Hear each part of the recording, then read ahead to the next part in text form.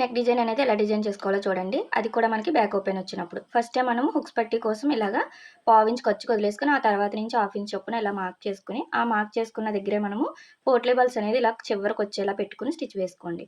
కిందన main piece పెట్టుకొని ఇప్పుడు పైన లైనింగ్ పెట్టుకొని ఎక్కడైతే స్టిచ్ వేసారో అక్కడే స్టిచ్ పడేలాగా ఇలా పై వరకు పావించి ఉండేలా స్టిచ్ వేసుకొని చిన్న చిన్న టక్స్ ఇచ్చేసుకోవాలి. ఇప్పుడు పైనుంచి మళ్ళీ లైనింగ్ పైన ఒక స్టిచ్ వేసుకోండి. నీట్‌గా వస్తుంది. ఇలా 2 కూడా రివర్స్ చేసుకుంటే ఇలా రెడీ అయిపోతాయి. ఇప్పుడు ఈ మోడల్ కోసం అయితే 2 ఇంచ్, 2 ఇంచ్ ఉండేలాగా అపోజిట్ కలర్ అనేది తీసుకొని ఇలాగా ఫోల్డ్ చేసుకోండి. అన్నీ రెడీ చేసుకున్న తర్వాత మనం ఒక హాఫ్ ఇంచ్ కిందకి ఇలా మార్క్ చేసుకొని, అలానే కార్నర్‌లో ఎంతొచ్చిందో ఈ రౌండ్ కూడా అంతే వచ్చేలాగా ఇలా మార్క్ చేసుకోవాలి.